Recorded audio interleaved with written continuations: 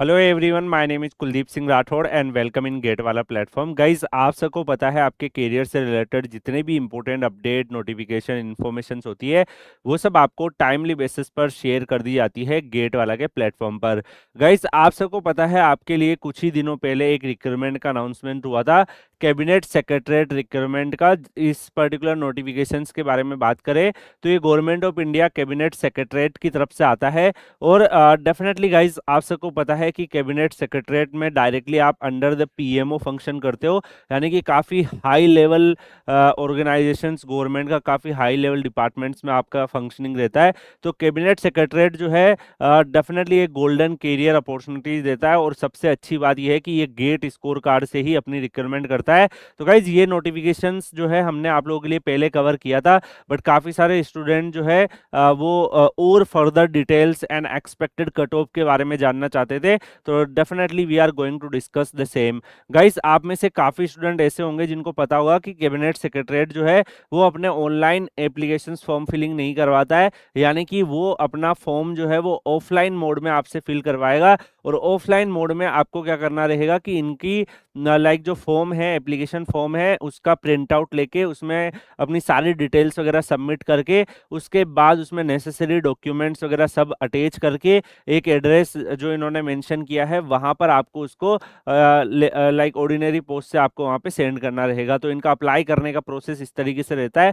अगर हम cabinet secretariat के बारे में बात करें तो जो कैबिनेट सेक्रेटरीट है इसकी जो रिक्रूटमेंट है फॉर 26, इसमें आप लोगों के लिए जो है ये रिक्रूटमेंट ऑलरेडी अभी लाइव हो चुकी है, और नोटिफिकेशंस हमने आपको ऑलरेडी बता दिया था। तो यहाँ पर अगर हम देखें cabinet secretariat recruitment, government of India cabinet secretariat की तरफ से senior field officer technical recruitment 26 का अनाउंसमेंट हुआ, जिसमें अगर आप यहाँ पे देखेंगे एडवर्टाइजमेंट नंबर 126 के नाम से है, cabinet secretariat government of India में ही है। और यहाँ पे टोटल जो वैकेंसीज का अनाउंसमेंट किया है इन्होंने इस बार 25 वैकेंसीज का अनाउंसमेंट किया है। लास्ट ईयर अगर आप देखोगे प्रीवियस ईयर 2025 की रिक्रूटमेंट में senior field officer and deputy field officer 2 recruitment आई थी इनकी। तो अभी सीनियर फील्ड ऑफिसर की आ चुकी है, डिप्टी फील्ड ऑफिसर की आने का चांसेस है। तो यहाँ पे लास्ट ईयर वाली रिक्रूटमेंट में अगर आप देखोगे वैकेंसीज का नंबर काफी अच्छा था। इस बार की जो रिक्रूटमेंट है इसमें वैकेंसीज का नंबर ओनली 25 आया है। यहाँ पे सैलरी कितना मिलता है तो अराउंड 1.30 लाख जो है आपको पर मंथ यहाँ पे अप्रोक्सीमेटली सैलरी मिलता है, यानी कि सैलरी जो है काफी अच्छा अमाउंट ऑफ सैलरी आपको मिल रहा है। एप्लीकेशन मोड ऑफलाइन रहता है, यानी कि ऑनलाइन आपका कुछ भी नहीं होगा, आपको बस प्रिंट आउट करना है और एप्लीकेशन फॉर्म जो है ऑफलाइन मोड में आपको पे करना होगा। लास्ट डेट जो है वो 12 जुलाई 26 से पहले पहले आपकी जो है वहां पर एप्लीकेशंस पहुंच जाने चाहिए। तो in my opinion guys, as soon as possible जो है प्रिंट आउट करके अपने अटैच डॉक्यूमेंट सारी चीजें करके आपको इमीडिएटली जो है वहां पर अप्लाई कर देना है। इसके अलावा यहाँ पर अगर हम नेक्स्ट देखें गाइज तो कैबिनेट सेक्रेटरीट रिक्रूटमेंट में गवर्नमेंट ऑफ इंडिया की तरफ से कितनी वैकेंसीज इन्होंने रिलीज करी है तो computer science and IT department के लिए 10 वैकेंसीज है, इलेक्ट्रॉनिक्स एंड कम्युनिकेशन टेली की 10 वैकेंसीज है। इसके अलावा सिविल इंजीनियरिंग की अगर आप देखोगे तो 1 वैकेंसीज है, डाटा साइंस एआई की अगर आप यहाँ पे नोटिस करोगे तो आपकी 3 वैकेंसीज है, और यहाँ पे मैथमेटिक्स की 1 वैकेंसीज है। तो गाइज, ये टोटल वैकेंसीज 25 वैकेंसीज का अनाउंसमेंट आप लोगों के लिए हुआ है।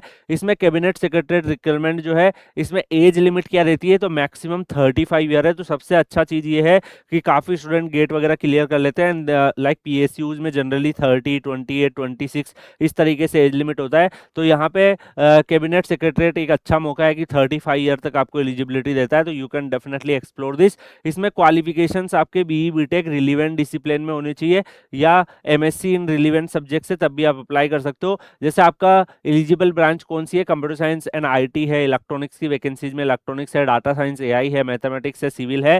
तो ये सारी ब्रांचेज यहाँ पे एलिजिबल टू अप्लाई है। इसके अलावा यहाँ पर अगर हम देखें गाइस, जो कैबिनेट सेक्रेटरीट रिक्रूटमेंट 26 हुआ है इसमें क्या यहाँ पे इनका सिलेक्शन प्रोसेस वगैरह रहता है, क्या इनका सीन रहता है। तो यहाँ पे वैलिड गेट स्कोर अगर आपका 500 प्लस है, यानी कि 50% से अबाउ है, तो you are eligible to apply. लेकिन इसका मतलब ये नहीं कि कट ऑफ 500 जाएगी, कट ऑफ तो जो डेफिनेटली वो फिर मेरिट बनती है उस हिसाब से जाती है, बट यहाँ पे 500 प्लस गेट स्कोर कार्ड है तो आप अप्लाई कर सकते हो। इसमें कौन कौन से गेट ईयर के बच्चे एलिजिबल है, गेट 24, गेट 25 और गेट 26, यानी कि लास्ट 3 ईयर्स के गेट स्कोर कार्ड के बच्चे एलिजिबल है। यहाँ पे ये सब गेट पेपर जो है लाइक कंप्यूटर साइंस की वैकेंसीज में कंप्यूटर साइंस का गेट पेपर होना चाहिए, इलेक्ट्रॉनिक्स की वैकेंसीज में इलेक्ट्रॉनिक्स का होना चाहिए, डाटा साइंस में डाटा साइंस का, मैथमेटिक्स में मैथमेटिक्स का और सिविल में सिविल का गेट पेपर आपका होना चाहिए। इसके अलावा गाइज यहाँ पे अब इनका सिलेक्शन प्रोसेस क्या होगा, तो ये मेरिट बेस्ड सिलेक्शंस करेंगे, जिसमें अगर आप यहाँ पे नोटिस कर पा रहे हैं तो गेट स्कोर जो है इसका यहाँ पर आपका जो है 100, यहाँ पर जो है 100 मार्क्स का वेटेज रहेगा एज पर जो नोटिफिकेशन मेंशन है। तो यहाँ पे गेट स्कोर 100 मार्क्स और इंटरव्यू 20 मार्क्स। तो इस तरीके से आपका जो है गेट स्कोर के जो भी आपके 100 मार्क्स में से जो मार्क्स आ रहे हैं वो मार्क्स आपके काउंट होंगे, है ना, वो मार्क्स और प्लस इंटरव्यू के मार्क्स वो दोनों समेशन होंगे और उसके हिसाब से फिर मेरिट लिस्ट ये लोग प्रिपेयर करेंगे। तो यहाँ पर जो है डेफिनेटली आपको इस हिसाब से यहाँ पे देखना है। और जो भी कैंडिडेट्स है वो शॉर्ट लिस्टिंग जो इनकी होगी वो वैलिड गेट स्कोर कार्ड से होगी। फाइनल सिलेक्शन में GATE score card plus interview performance आपका देखा जाता है। अब इसमें गाइस जो कैबिनेट सेक्रेटरीट की जो रिक्वायरमेंट इनकी आई है, इसमें सैलरी आपको 1,30,000 समथिंग मिलता है।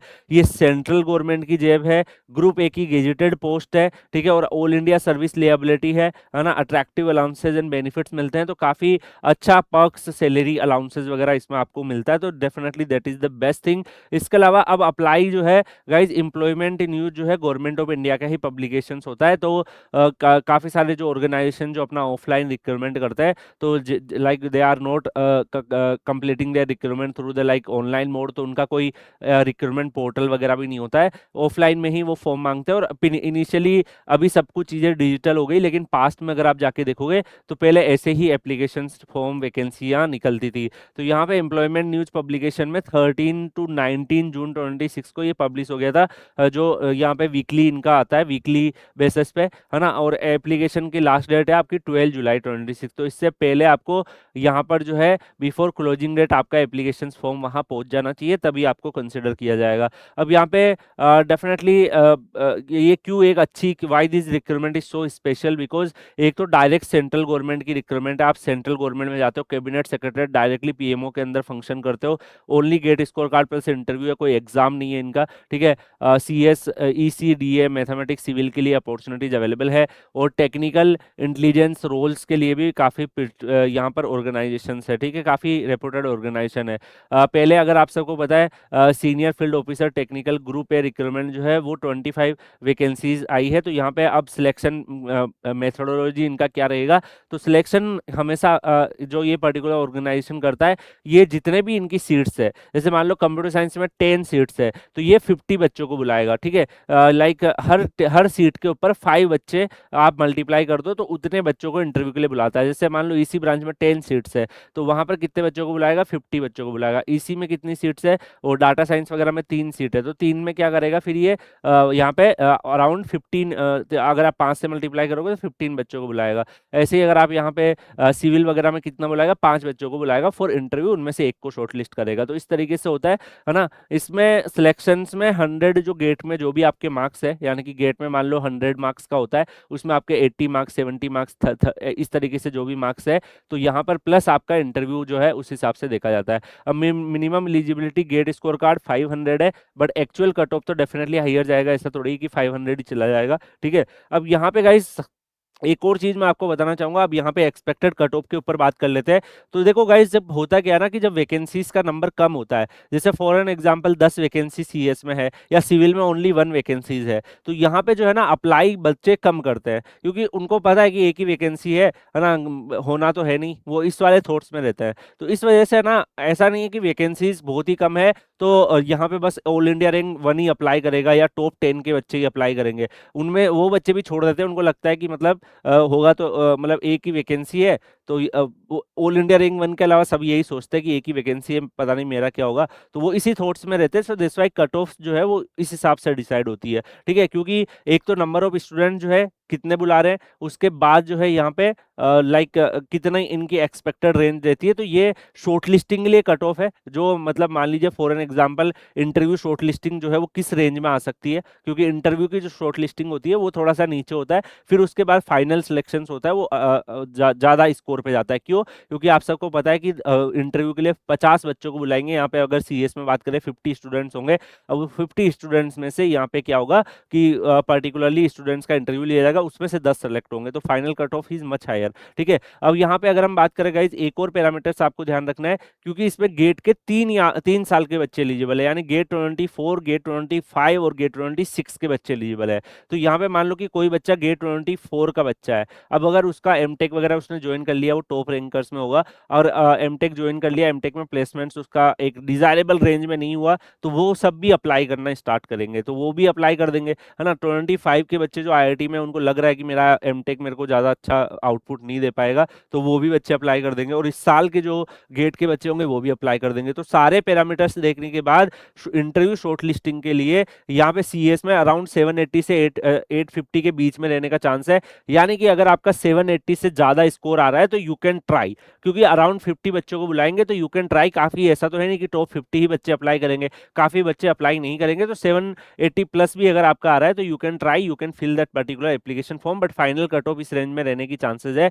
इसी में अगर हम देखें तो 700 से 800 के बीच में अगर आपका है तो यू कैन ट्राई, है ना। हाँ, मतलब अगर आपका 750 के रेंज में या उससे अबाउ जा रहा है तो you can try, you can fill that particular form. ठीक है। इसके बाद बाकी तो लाइक पॉसिबिलिटी है कि ऊपर नीचे ऊपर के बच्चे नहीं अप्लाई करें तो आपके पास कॉल आ जाए। इसी तरीके से अगर हम यहाँ पे देखें गाइस, तो सिविल ब्रांचेस के लिए यहाँ पे अराउंड 800 से 900, because the vacancies number is only one, 5 students को ही कॉल आएगा, तो यहाँ पे 5 स्टूडेंट्स इस रेंज में लगभग 850 870 इस रेंज में ही बच्चे आ जाएंगे, और अप्लाई लाइक वो अप्लाई कर देते हैं। सिविल में गवर्नमेंट जॉब का क्रेज भी ज्यादा होता है, तो दैट्स वाई यहाँ पे हायर साइड में ही रहने का चांस रहेगा। डाटा साइंस में 3 वैकेंसीज है, तो मतलब 15 बच्चों को बुलाएंगे, तो अराउंड 800 से 850 से अबाउ जो है अगर आपका बन रहा है तो you can try, because last 3 years के बच्चे को भी हमें कंसिडर करके देखना है। तो around this are the expected cut off. ऐसा नहीं कि एग्जैक्टली इसी में जाएगी, लेकिन जो सारे के सारे ऑब्जर्वेशन है, सारे ट्रेंड है, सब कुछ देखने के बाद कि अराउंड इस रेंज में कट ऑफ जाने का चांसेस है। तो अगर लोअर साइड भी है आपका, लोअर साइड है तो भी आप अप्लाई कर सकते हो। ठीक है। चांसेस आर देयर कि मतलब कॉल आ जाए आपके पास, अगर कोई ऊपर वाले बच्चे अप्लाई ना करे, या वो ऑलरेडी कहीं पे सिलेक्टेड हो रखे हैं, या उनका मन ही है कि मुझे तो आईएससी से एमटेक ही करना है, मुझे नहीं जाना है कैबिनेट सेक्रेटरीट, मुझे एमटेक करके एक्सप्लोर करना है, तो ऐसे कई सारे स्टूडेंट्स होते हैं। तो you can try if you are like in this particular range. Okay. इसके अलावा अगर हम यहाँ पे देखें गाइस, तो अभी तो टेलीग्राम चैनल वगैरह आप लोगों को पता है कि बंद कर रखे हैं।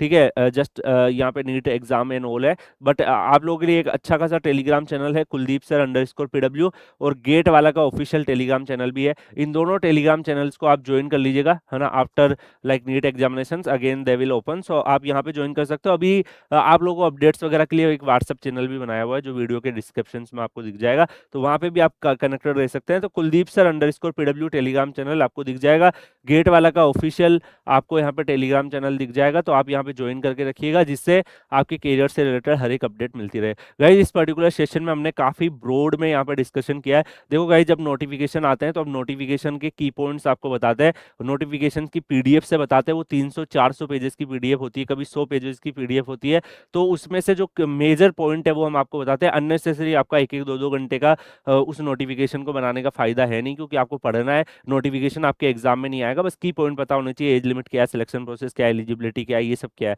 तो वो सब चीजें हम आपको डिलीवर करते हैं। बट काफी स्टूडेंट जो है वो कुछ रिक्वायरमेंट्स में बहुत ज्यादा कंफ्यूज होते हैं, तो उनके हम यहाँ पे पूरा डिटेल आप लोगों के लिए सेशंस भी लेकर आते हैं। जो आपने देखा इसमें पूरा ब्रॉडली हमने हर एक पॉइंट को डिस्कस किया, तो दैट इज द वे हम दो आपकी नीड के हिसाब से ही काम करते हैं। बाकी आई होप सो ये वीडियो आपको हेल्पफुल लगा होगा। कैसा लगा ये वीडियो कमेंट सेक्शन में जरूर बताइएगा। मिलते हैं हम लोग नेक्स्ट सेशन में किसी और अपडेट के साथ, तब तक के लिए goodbye, take care, see you.